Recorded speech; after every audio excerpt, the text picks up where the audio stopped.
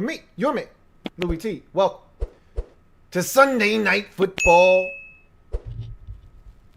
Overtime.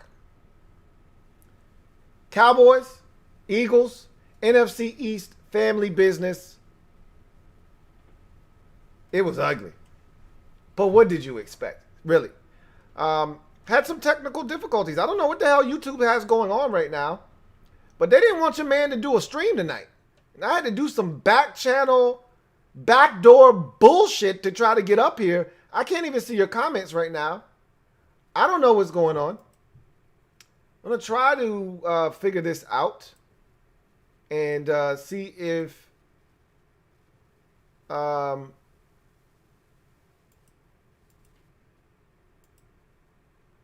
don't know. I don't know.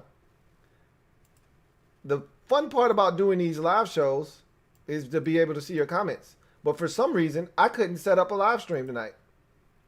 And I had to do it a different way. And I can't see your comments. Which sucks because, again, that's the best part of doing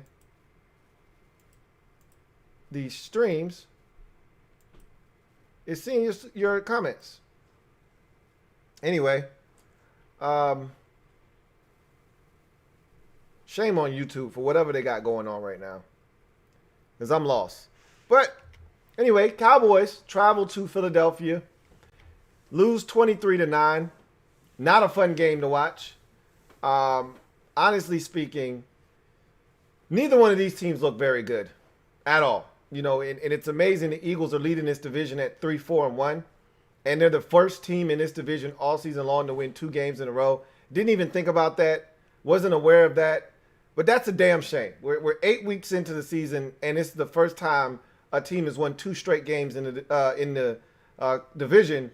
And coincidentally enough, the only reason they did that is because they had back-to-back games in the division and were able to take advantage of that. So, as ridiculous as it is, they found a way to win, and that's what the Eagles have been doing of late. And if you go back to the 49ers game, they've been really competitive. You know, they beat the 49ers. They almost went to Pittsburgh and won. They were able to scare the hell out of the Ravens. Weren't able to get that one done. Then they followed that up with a win versus the Giants. It was not pretty last week, but they got it done on a Thursday night. And then follow that up this week with a win versus Dallas. And so, you know, my dad said that this is the team that's going to win the division. I still don't see it personally. But right now, they're 3-4-1.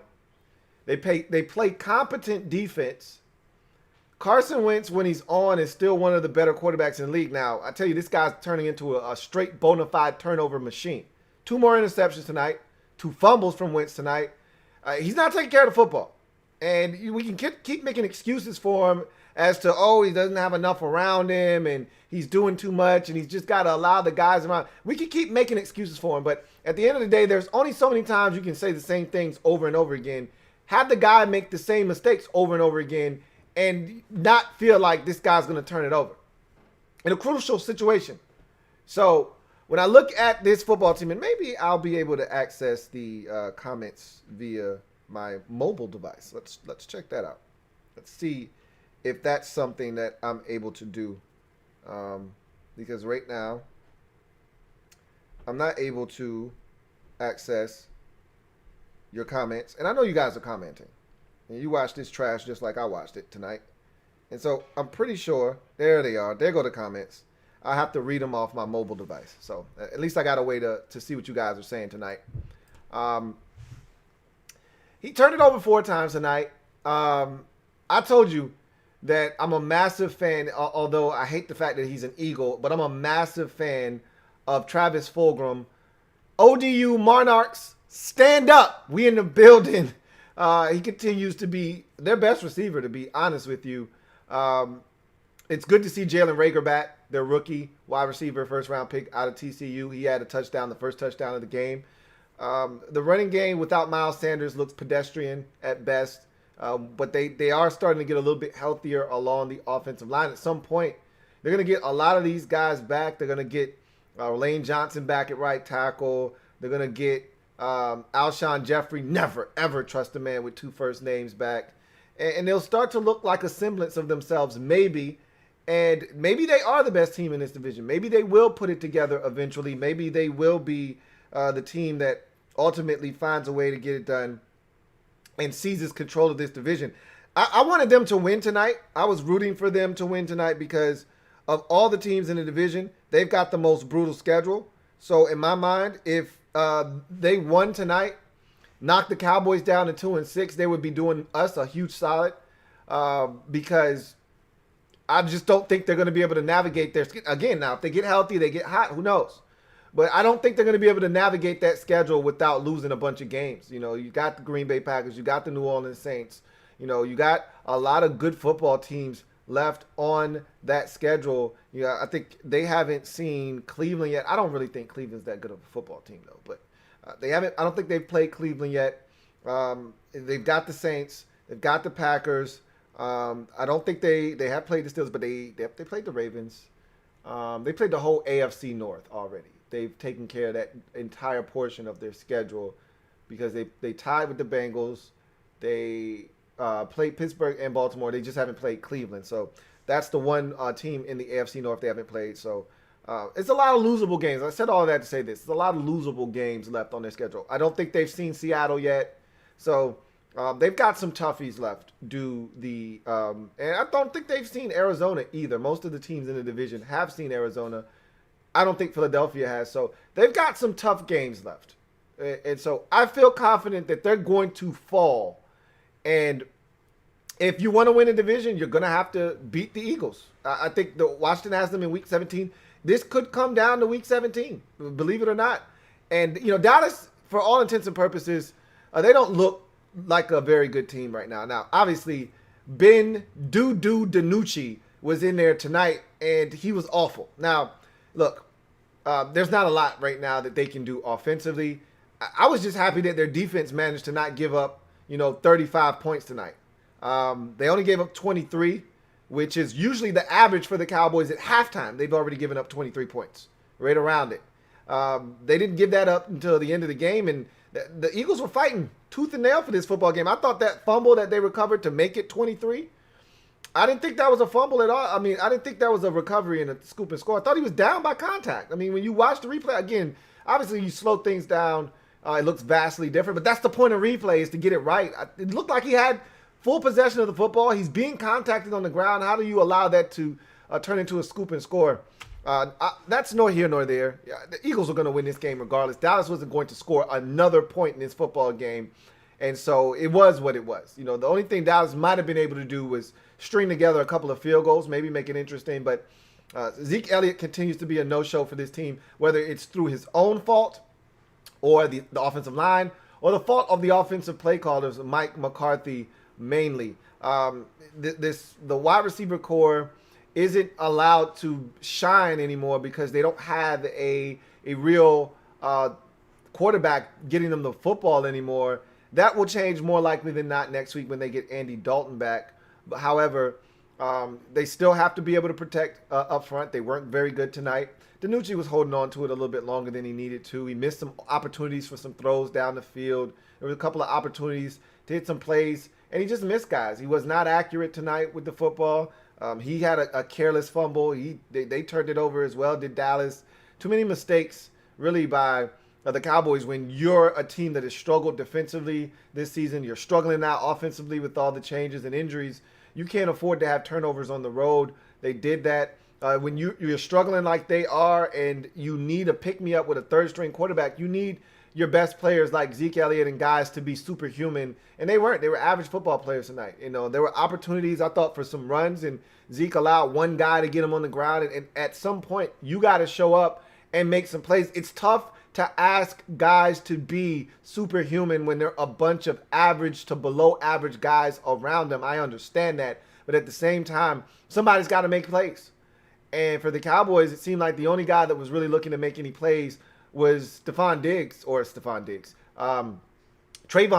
on the defensive side with the 2 picks in this game. Outside of Diggs, I don't really know if anybody came to play for Dallas in terms of trying to make plays. I thought the defense overall was pretty solid. Tank Lawrence did some good things in this game. I thought Randy Gregory looked good for his, first extended action. He did come back last week versus Washington, but in a limited capacity, he was a lot more effective this week. Higher usage rate this week as well. So we'll see what happens with this Dallas Cowboys team. There were rumors that Mike McCarthy may get fired. I don't think that's going to happen in year one. Jerry's never been the guy to fire a coach after one season. I don't see it happening this year. There are so many excuses that if you really want to hold on to McCarthy, which I think Jerry does, that you can make for him. COVID-19, no offseason, brand new staff. Maybe you hired the wrong defensive coordinator in Mike Nolan. I think they do need to come to that realization rather quickly. But, there are so many excuses. Injuries, you lose your star quarterback. Your offensive line's been decimated. There's a million excuses you can make for Mike McCarthy, and anyone would listen to just about any of those excuses. But the fact of the matter is the product on the field is just awful. I haven't seen a Cowboys team this bad since 2015, the 2015 season, which coincidentally enough was the draft that netted them in 2016 because they were so bad in 2015. It netted them Zeke Elliott and Dak Prescott. So, we'll see what the fortunes for this team are for the remainder of the season. I don't see them turning things around because even before Andy Dalton got concussed, they looked bad offensively then as well. So I don't think Andy Dalton being reinserted into the lineup is going to change much. This team is pretty much who they are. And you're not going to play the Eagles every week. I know their schedule isn't as tough as Philadelphia's, but they've still got capable offenses on their schedule. And if Dallas can't score more than, 9 points or single digits, which the last 2 weeks, and if you go back to Arizona on Monday night, they scored a total of 22 points in 3 weeks, and they've scored double digits just one time in the last 3 weeks, and that was 10 versus Arizona 3 weeks ago. They scored 3 last week versus Washington, and they scored 9 tonight. They're struggling offensively, and again, Andy Dalton was present for 2 of those games for the most part, 1.5 of those games, but they weren't going to do much more against Washington in week number 7, and they didn't do anything tonight. So they're struggling offensively. Defensively, I don't think they're fixed, or I don't think they're better. I just think they found a team that was so inferior offensively that they were able to hold them down and make it a competitive game. I mean, the game was 9-7 at halftime, and it was 15-9 after 3 quarters. I mean, this game was a joke for much of the night, but a win's a win's a win. I always talk about this. It doesn't have to be pretty, just gritty, and more importantly, a dub. And the Eagles found a way to get that dub. They're now 3-4-1. As I mentioned at the top of the show, they're the first NFC East team to win 2 straight. And so they've got a little bit of confidence. They're feeling good going into their bye week. I assume they'll come off the bye a lot healthier than they went into the bye. And maybe they start to jumpstart their season. Maybe all of a sudden there's this resurgence. Wentz doesn't feel like he has to do as much because he's got a little bit more help. I just think that's who he is right now. I don't know if that's who he is moving forward. Wentz has always been a guy that has tried to do a lot. I think he's trying to do too much, way too much now. That fumble early in the game, it doesn't get more egregious than that. You roll out of the pocket to your left. There's not a soul over there for you to throw the football to. What he's looking at and what he's staring at, I couldn't tell you. It looks like he's staring into a blank abyss. I have no idea what he's standing there for, but you got a defender bearing down on you, and you're just going to allow him to come and knock the ball out of your hand and sack you and recover the fumble. It's that kind of play that makes me think there's no way the Eagles can win this division.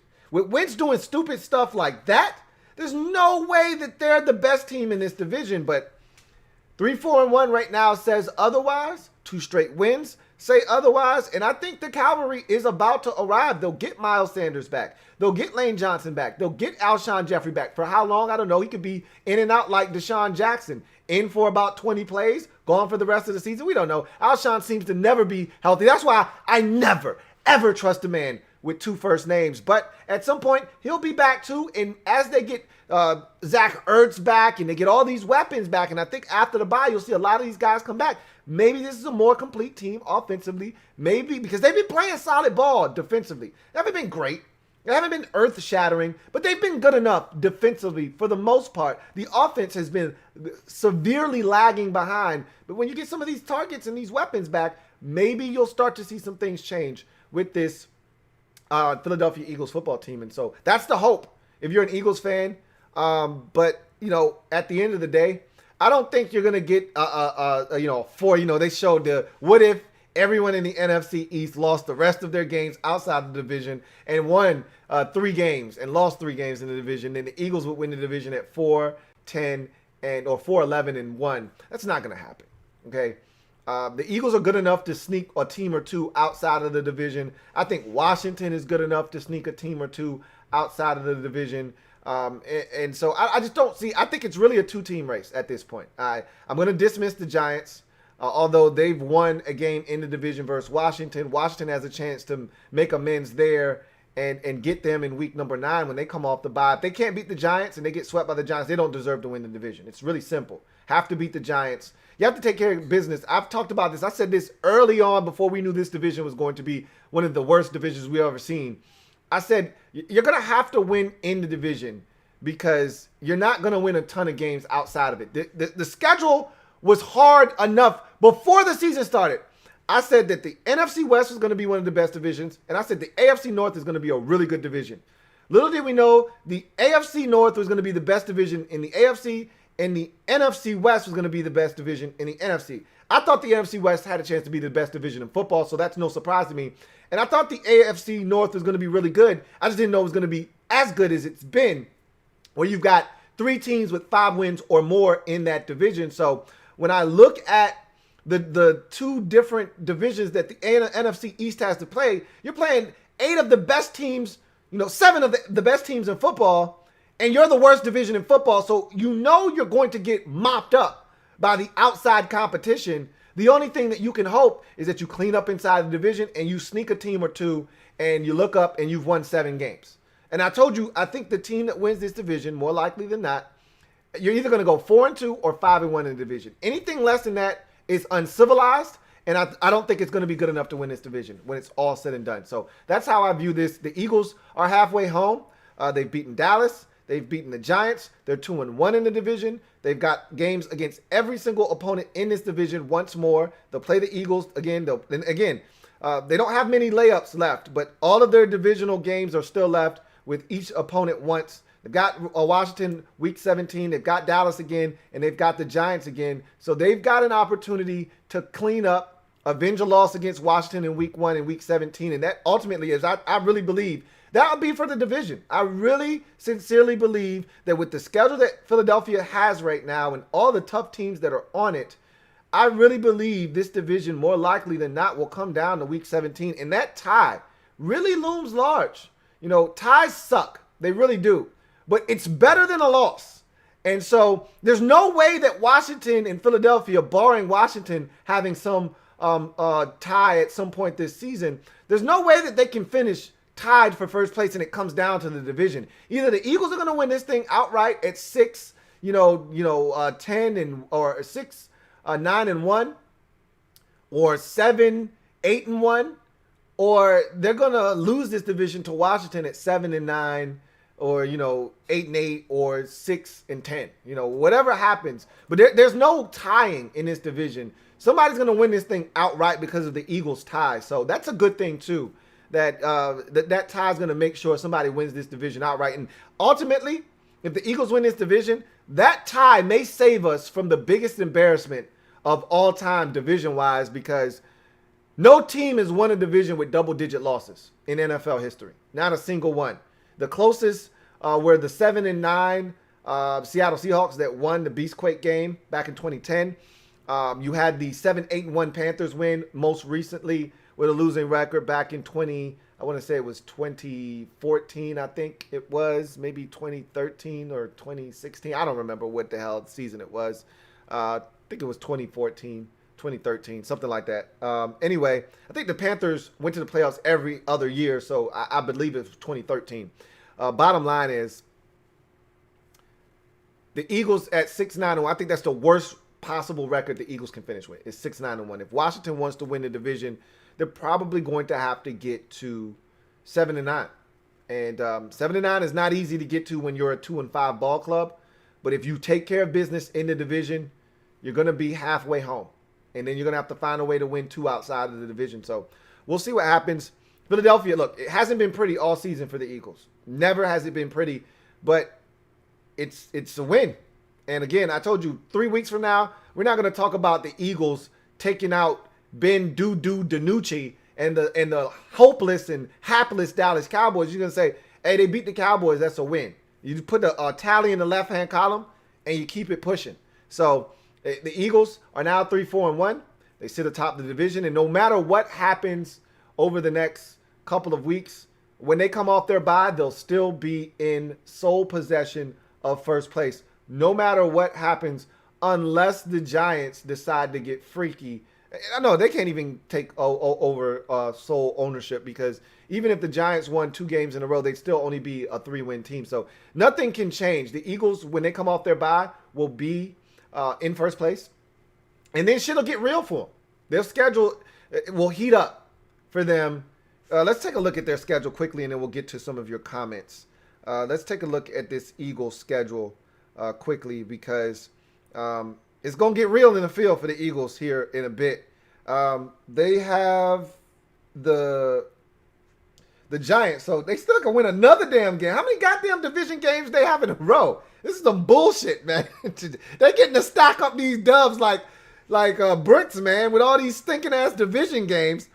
They just played 3 division games in a row. Well, shit, I think we might have done the same thing. We had the Giants, the Cowboys, and then the Giants. So we did the same goddamn thing. We didn't do what they did, which is have an opportunity to take full advantage of it and win all 3. We wet the bed on one of them, or we could have been doing the same thing the damn Eagles are doing. But they get the Giants after the bye week on a Sunday. Then they have the Browns on the road, so they're on the road for the next 2, at the Giants, at the Browns. Then they come back home on a Monday night against the Seahawks. Then they have the Packers on the road the following week. Then they have the Saints on at home the following week after that. Then they're at Arizona. Then they're at Dallas, and then they're home for Washington. So shit's about to get real for the Eagles. After that Giants game, they go to Cleveland, and to me, that's a must-win game if you're Philadelphia. If you really want to ensure that you're getting the 6, you need to beat the Browns, because after that, unless you, really, if you just win your last 3 games in the division, you'll at least get to 6. But I think the magic number is 7. If you want to win the division and not have to worry about Washington in week 17, 7 is the number. And if you can find a way to get to 7 before week 17, you'll have the division sewn up like a tailor, more likely than not.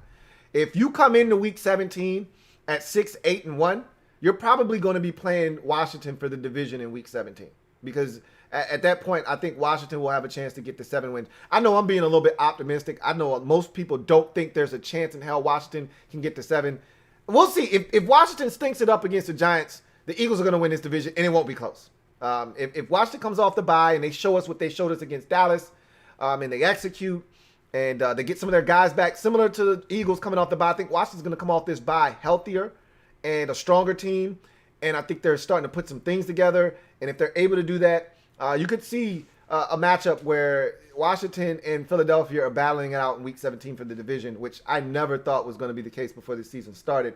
But that could be the realization of this situation. But if you're Philadelphia, you could get hot here. You could win, your 3rd in a row against the Giants, and then you got a chance to make it 4 in a row against the Browns. And at that point, once you start winning some games and you start gaining some confidence, all of a sudden that Eagles home game on a Monday night versus Seattle, all of a sudden doesn't seem that hard of a game. The Seahawks can be scored upon, and all of a sudden that game, not too far-fetched.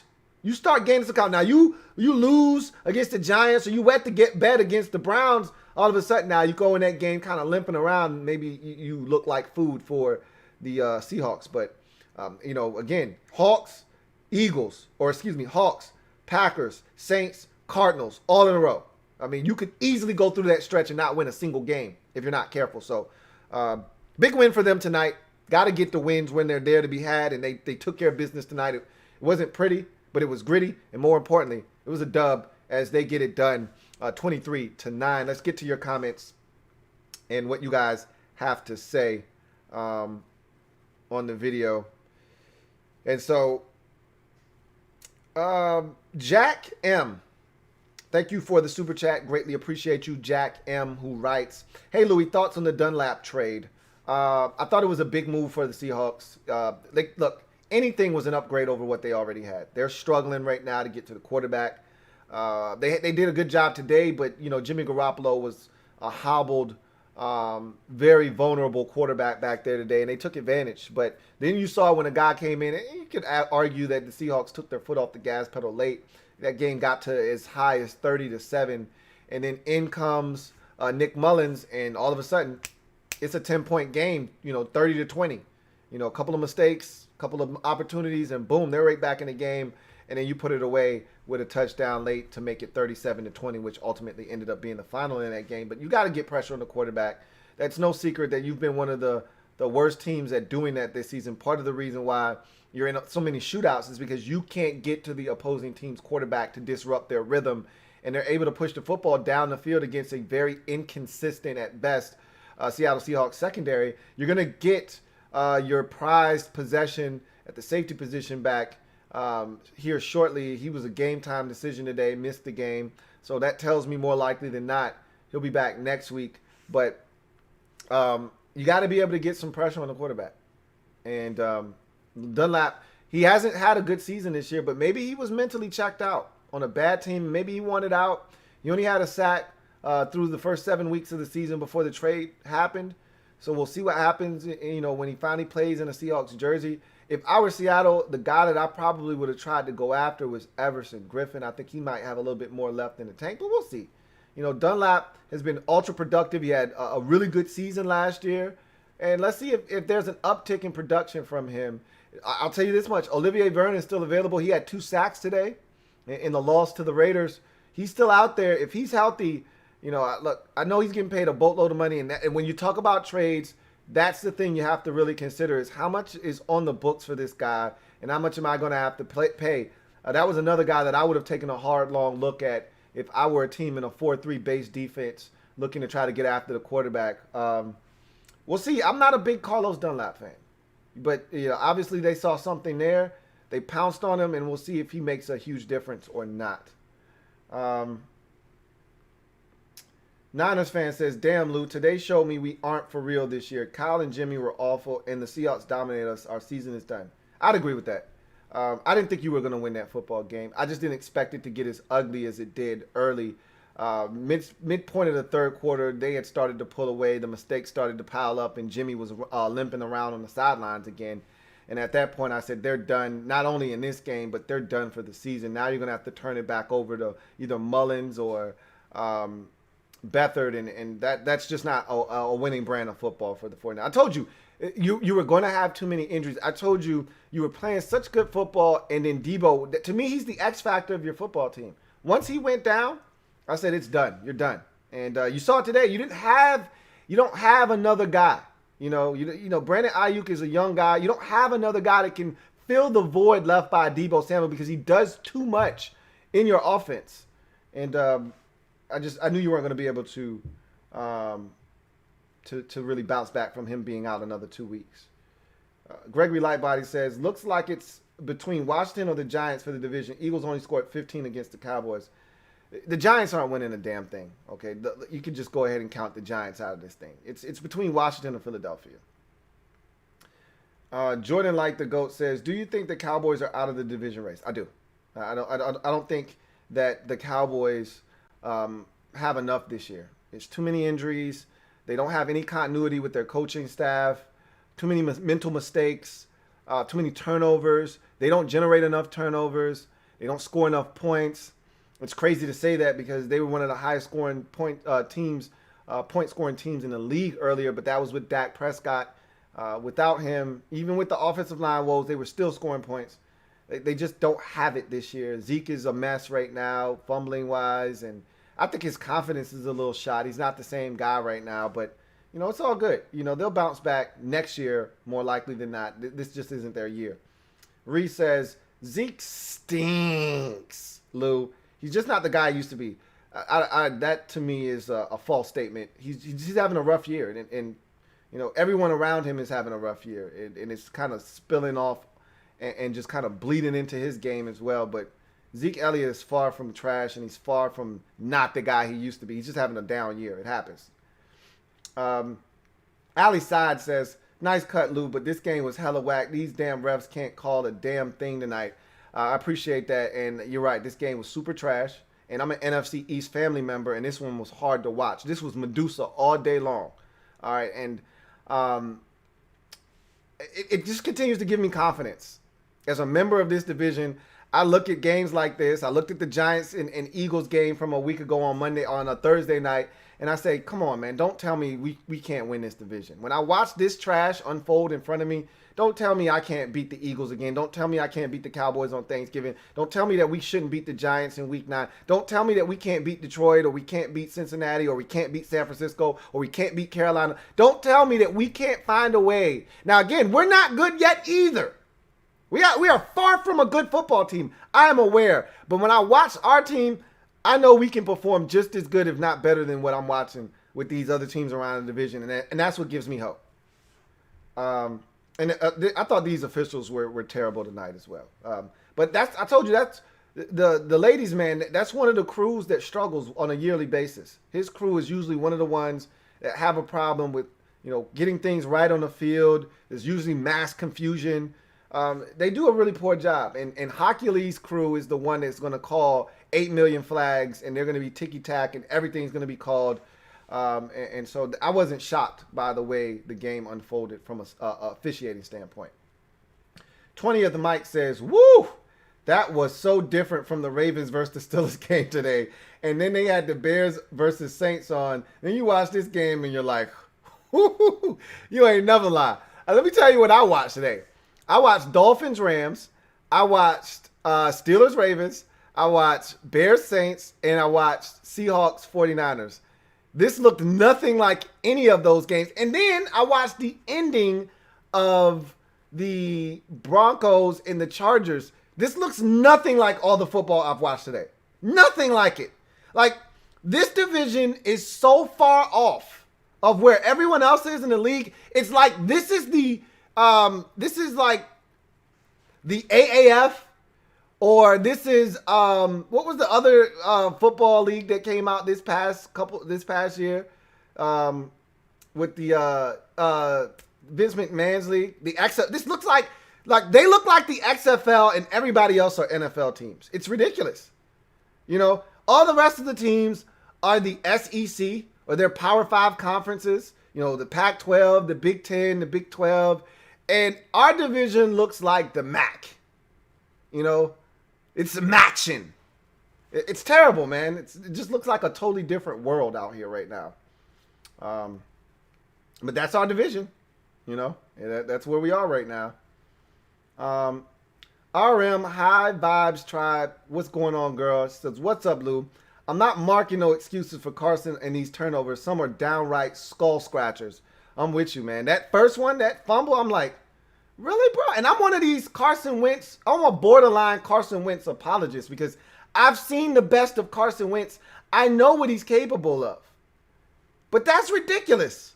Like, there's no excuse for that first fumble of the game. Like, seriously, dude? You're really going to stand there and let the guy run from 7 yards off the pace, hit you, knock the ball out of your hands, and recover the fumble? Where's the psychological sense in that? You need to wash your face and get your mind right. What are you doing? I'm with you. Gregory Lightbody says, they shouldn't allow the Cowboys to play next week against the Steelers. It's going to be a massacre. We'll see. Andy Dalton should be back off of concussion protocol. Maybe he'll make this offense look somewhat respectable. I still think something's wrong with the Steelers offense, but against this Cowboys defense, they might roll up 40 next week. It's very possible. Vincent Coe. Thank you for the super chat, Vincent Coe, who writes, Lou, why you drip too hard with the new cut? Hey, shout out to my barber, King Coop, for blessing me, man. I don't know when the next time I'm going to be able to go to him and get another one of these. I got to find somebody around here that can do this and not force me to have to go a month's time without a cut, man. It's ridiculous, but I appreciate the love, Vincent Coe, man. Thank you so much. I'll save. I got a story to tell about my haircut, but I'll save that for the podcast tomorrow. Reed says this NFC East is basically a contest to see who can suck the least. Pretty much. I told you it's the best of the worst. So yeah, that's essentially what it is right now. JP says, did you see all the hats fighting around? I did see that, JP. JP says, did you see all the fights happening around the league? I told you I watched the end of the Chargers Broncos. They had a little dust up at the end when the Broncos kicked the game winning extra point on Drew Luck, who's my guy, taking his team down the field for the game winning score as time expired. And then they kicked the extra point, and some Chargers members were upset because they lost the game, obviously. There was a dust up there. There was a hell of a dust up in the Chicago game versus the Saints where Javon Wims went apeshit. I don't know what happened, but he gave the dude like two serious, like, first of all, don't break your hand. Your hands are your working tools as a wide receiver. Don't open hand palm somebody twice in the face. They were some serious cock back. I'm going all the way to Argentina and coming back. You know, that was an Australia from down under, bow in your face. And then he charged up again. I'm like, really? We going to charge up and bow in the face again? That dude was a soldier for taking those on the chin and not responding. He really didn't want to get ejected because I would have lost my shit. Somebody hit me in my face that damn hard. I know I got a helmet on, but still. And then there was another dust up in another game that I was watching today. I don't remember which one it was. Then there was a fight on Saturday between Missouri and Florida right before halftime. I don't know what the hell got into all these football players this weekend, but there were a lot of little dust-ups in these games, man. I don't know what the hell's going on. But I did see it, JP. Emperor Meat says, also, I asked my friend who's an Eagles fan about Alshon, and that boy's stealing money. He got hurt Week 17 versus the Giants, and we're in Week 8, and he still hasn't played. Straight robbery. I don't know what the hell's going on. I remember talking about Alshon early in the season. Remember they tried to trade him? Remember that? He was on the block before the season started. They were trying to get something for old Alshon Jeffrey. Never, ever trust a bed with two first names. And nobody's like, hey, nah, we good, man. Alshon ain't what he used to be. And Eagles like, well, fine, we'll just hold on to Alshon. He's worth more to us than just giving him away. And Alshon was like, cool, man. I'm going to just continue to get this bread. But I'll let you know when I'm ready to go. They're like, hey, Alshon, we can really use you. Yeah, so it's still a little sore, man. I'm gonna holler at y'all when I'm ready, though. I got to make sure I'm 100% ready. I don't know what the hell's wrong with him. But like you said, that man has not played a single snap this season. And that's hard to believe. If you're not coming off of major knee surgery, hard for me to believe that you got hurt last year in December and you still haven't played a game, and here we are in November. It's just hard for me to stomach. Jordan Like the GOAT says, what do you think of Cincy and Miami with the upsets? This week was wacky, man. I got 6 losses already, and we not even at Monday Night Football yet. It's crazy. You know, it started on Thursday night with the Falcons getting it done. That was family business, so, you know, that wasn't too far-fetched. But I watched Miami destroy the Rams today. That was a surprise. Cincinnati, I thought they could do that. You know, I told y'all before the season started, Cincinnati's going to be better than you think. And they should have beat Indianapolis 3 weeks ago. They should have beat the Browns last week. Like, this is a team, or 2 weeks ago it was Indianapolis. This is a team that easily could have won 2 or 3 more games. They could have beat Philadelphia early in the season instead of a tie. They could easily have 4 or 5 wins right now. But they're a young team and they don't know how to win. I told you, the Titans, man, I don't know about those boys. Every time I try to get a Titan some love, they go and do something like this. Let's see. EJB says, we are by far the best team in the division. I feel that. I don't want to say by far. That's a disservice, and it's disrespectful to how bad the rest of the division has been and how bad we've been as well. We've added to the funk. We haven't subtracted from it. We had a chance to win some games and not put ourselves in this position, but we didn't. We're just as bad as the Eagles. We're just as bad as the Giants and the Cowboys. So we can't try to separate ourselves because we won 1 game a week ago. We're 2-5. You know, we're not 4-3.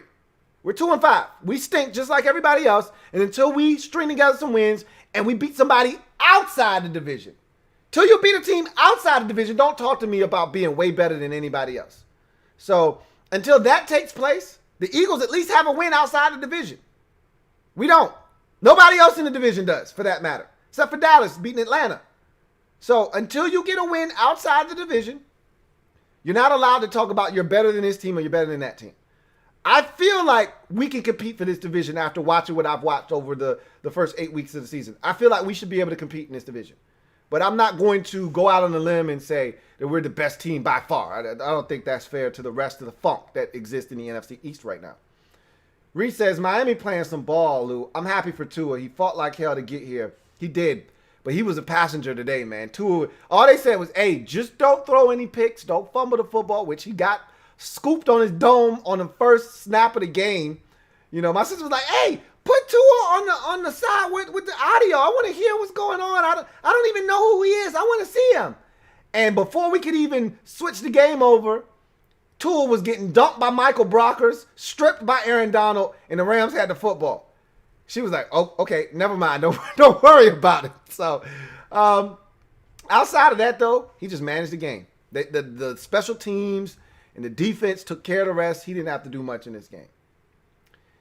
EJB says, the fumble, scoop, and score was offsides on the Eagles. I missed that. I didn't see the offsides, but the fact that it was a scoop and score still shouldn't have been. It shouldn't have been a scoop and score.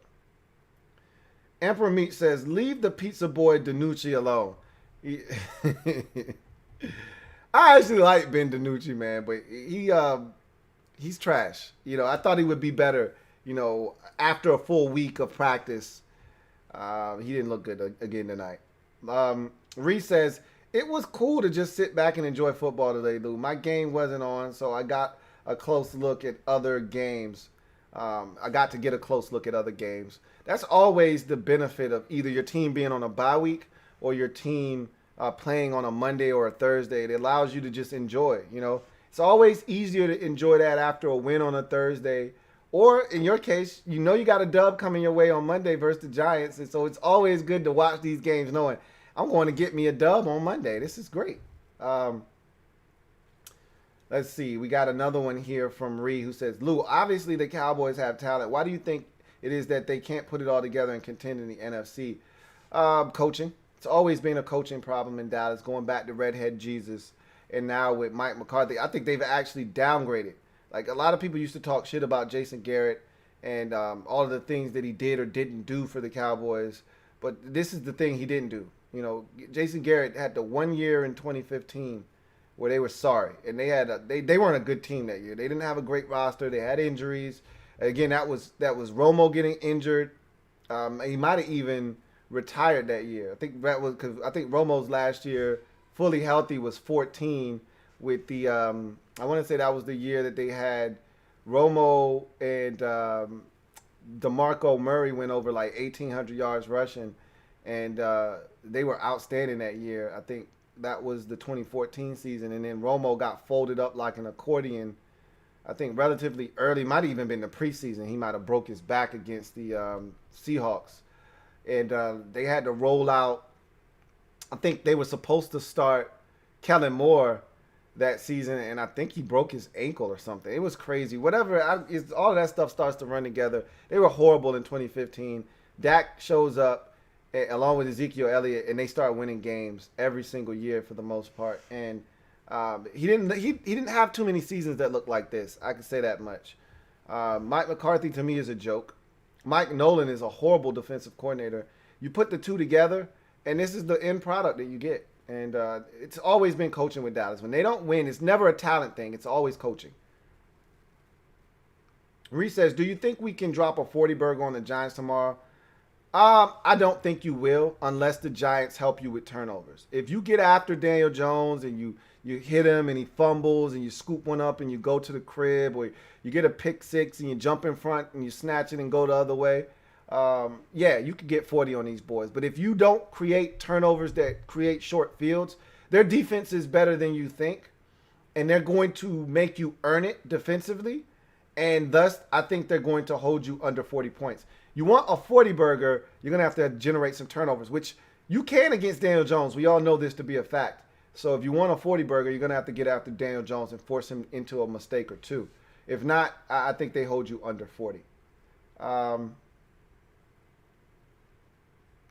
Let's see.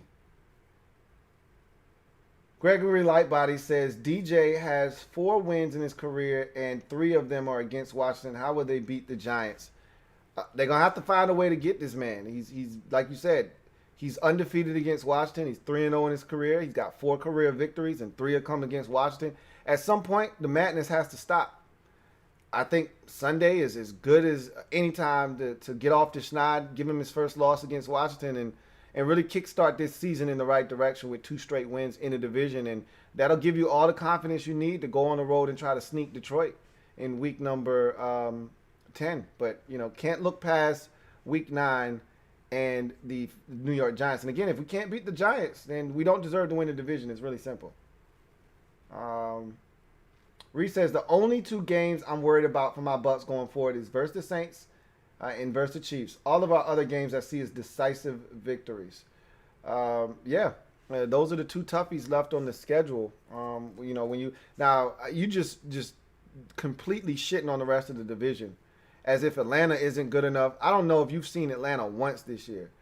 You completely shitting on the Falcons. The thing that makes the Falcons scary is they can score.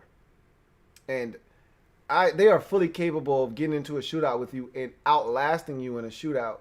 I wouldn't disrespect the division like that. You're getting a little too cocky now, too big for your britches. I can see those as victories, but decisive victories? You struggled with Carolina the last time you saw those boys. You didn't run away and hide with that one until late in that ball game. So I don't think anything's decisive in the division, but it wouldn't shock me if you only lost a game or 2 the rest of the way. But I'm still not sold on your Bucks. I think they're a really good team. I think they are one of the best teams in the NFC. But I think they're still inconsistent.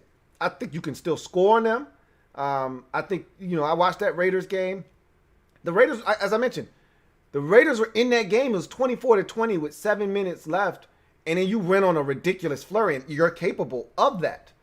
You blew them out of the water 45-20. But they were in that game. And I've watched you this season, and you haven't had a bunch of dominant performances. The one against the Green Bay Packers is the one that stands out to me right now.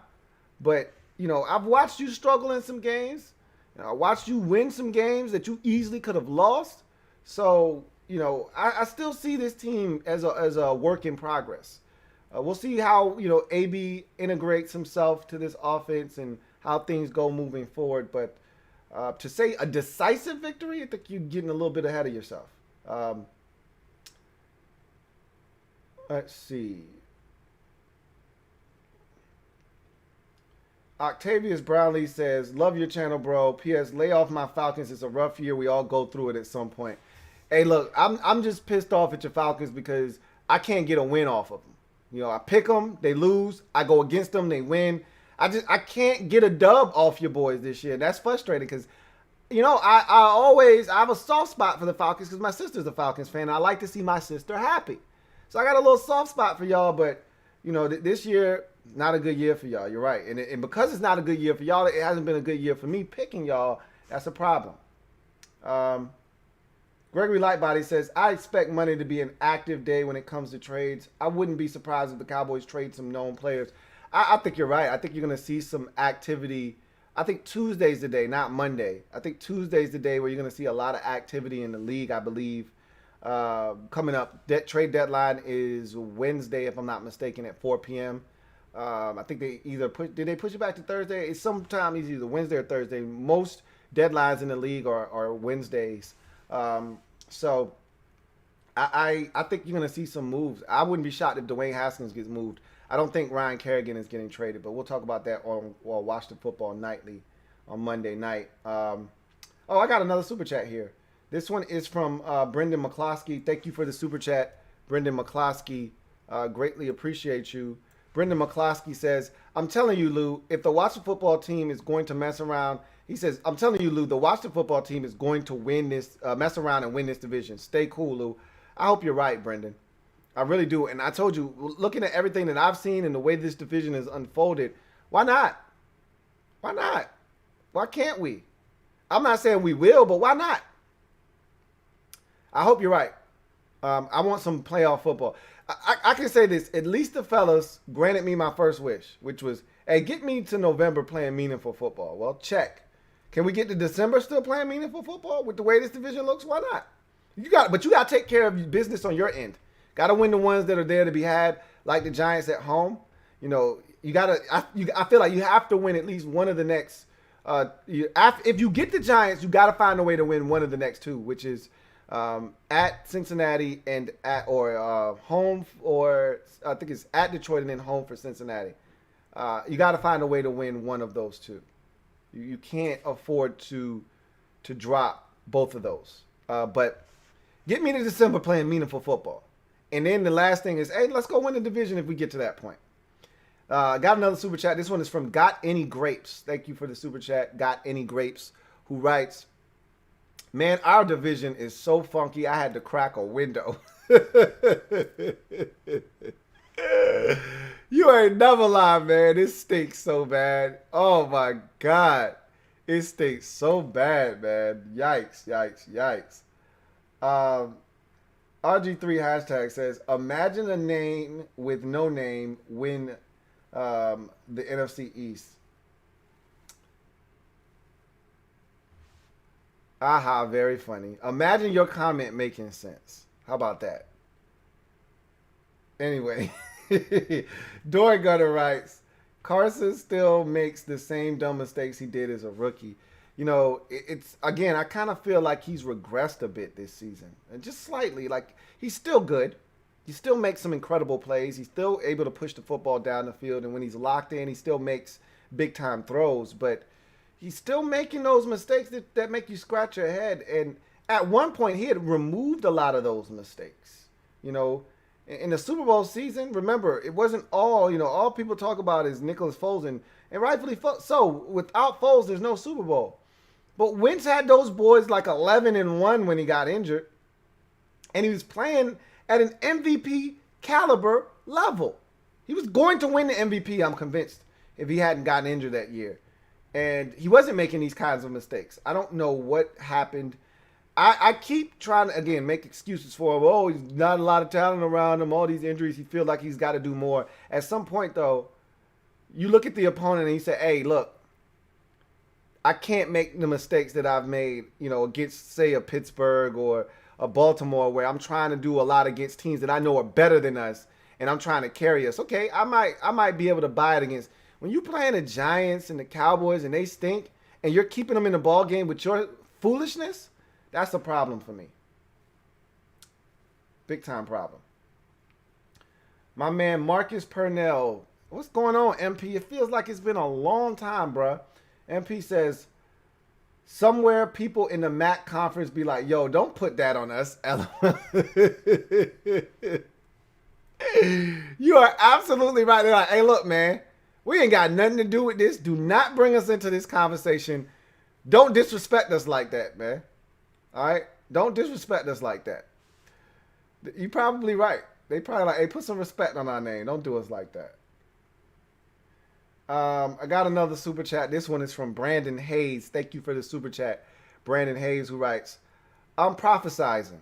He says, running game, play at your fake, strong D and specials. We winning, bruh. Watch. Man, I hope you're right. I hope you are right, because, again, I would love nothing more than this young group of, look, we're one of the youngest teams in the league. I would love nothing more than to see this collection of young football players who are still trying to figure it out, with a coach with cancer who's still trying to figure it out, with an offensive coordinator who has his first stint as an OC in this league who's still trying to figure it out. I would love nothing more than to see this young ragtag group of football players with a young coordinator and a coach that's fighting and battling to find a way to get it done. I would love nothing more than to see it. Thank you for the super chat, Brandon Hayes. Let's see. We got 5 minutes left. Try to knock out as many of these comments as I can. JP says, this game should have been aired on Cartoon Network or Comedy Central. It was so awful.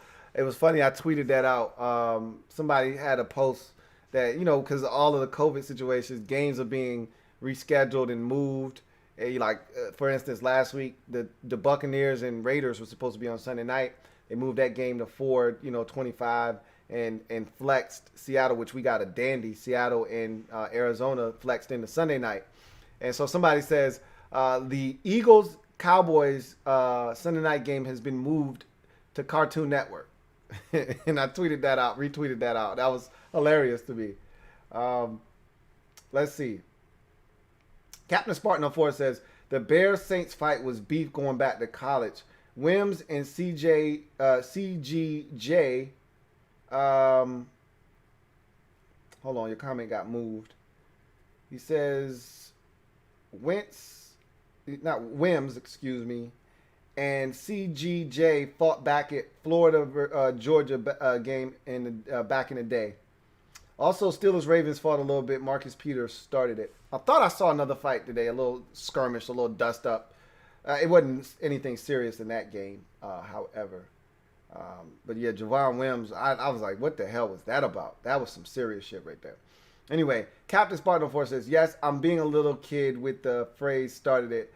I really don't like Marcus Peters. Judon got ejected. Oh, yeah, that's right. He did push the ref and got ejected in that football game. Thank you for jogging my memory. I did forget about that. Gregory Lightbody says, Washington football team is losing against the Bengals and Detroit, even though they're winnable games. We're just not good enough on offense to put up points. You might be right. You know, we're watching what Burrow and that offense has done over the last month and the growth and the maturation that we're seeing from them. And we know Detroit and Matthew Stafford are dangerous. We did get a break, though. I think that, and again, I'm not talking about those games. I just want to talk about the Giants. I don't want to talk about anything else. Let's see. JP says, Mike Thomas still hasn't played since week 1. If I'm him, and if Breezes is gone next year, I would say deuces to Nola. Why stay to catch passes from Jameis Winterceptions? This is the thing. He just signed a deal. It's not like he has control over anything, you know. I think this might have been a ploy on his part to try to force their hand to get him out of there. But at the end of the day, the Saints like, we're not trading you, bro. We just paid you a new contract. You can do whatever you want to do. But I've been so impressed with the Saints finding ways to win. You know, this is another tough opponent in the Bears that they were able to beat on the road with no Thomas and no E-Man Sand. I thought both of those guys would be back this week. Neither one of those guys played in this game, and they still found a way to win. Taysom Hill running a dig route and scoring touchdowns. Like, they just find ways to get it done. And they did it again.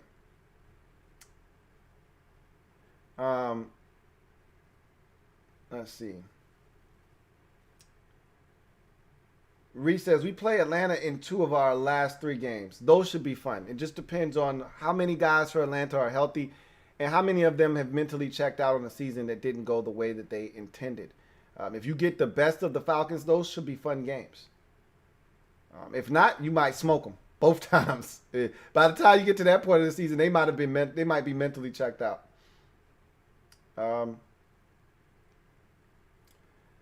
Octavius Brownlee says, who is a good coach out there you think we should be looking at? There are a bunch of guys. It just depends on what you're looking for. You're looking for a defensive-minded guy. You're looking for an offensive-minded guy. You're looking for somebody from the college ranks. It just depends. I mean, you know, I think that there are a couple of guys that strike me as potential head coaches. I think Matt Eberflus in Indianapolis, their defensive coordinator, I think he's a future head coach in this league. I just love what he's done with that Colts defense and how hard they play for him week in and week out. So I think Matt Eberflus is a future head coach in this league. I think that the Joe Brady is going to be, and I think that's the first guy that you start looking at. If you're the Falcons and you want an offensive guy, I just love what Joe Brady's done in Carolina. I don't love Carolina. I don't love their talent. And they've done this without Christian McCaffrey, and they look. In some weeks, they look sharp offensively, man. Joe Brady's going to be a head coach in this league before it's all said and done. And I look at, obviously in Kansas City, Eric Bieniemy at some point is going to get a nod to be a head coach in this league. I look at both the offensive and defensive coordinators in L.A. with Sean McVay. It's still in vogue to hire and pluck a guy from Sean McVay's staff. That's still in vogue. You can still get away with that and have results. So I look at their defensive coordinator. I look at their offensive coordinator, and I say those are two guys. Kevin O'Connell is their offensive coordinator. I forgot their defensive coordinator's name, but he looks like he gets it too. I've seen him do some really exotic things defensively to get Aaron Donald one-on-one matchups and isolate him and not allow teams to double team him. And it's paid off huge dividends to this point of the season for the Rams. So those are just a few names from the pro ranks. You know, then there are retread hires out there if you want to go that route. A guy with some experience and who's done it in this league that will be looking for another opportunity potentially. And so you can kind of make your rounds around those guys. And then there's always the college football ranks. If you're looking to pluck a guy from the collegiate ranks, you could also go that route if you're interested as well. So it'll be interesting because I don't know what direction the Falcons, and really I think it boils down to where you are in the draft. Are you able to get a quarterback? Is Matt Ryan your guy? You know, are you looking for a veteran coach to come in and coach Matt Ryan? If you get a young guy from college, do you want a college guy coaching him? Do you want an innovative guy like a Joe Brady coaching him? Like I think where you are with your quarterback is really going to determine what the Falcons ultimately do in terms of who they're going to hire as their next head coach. All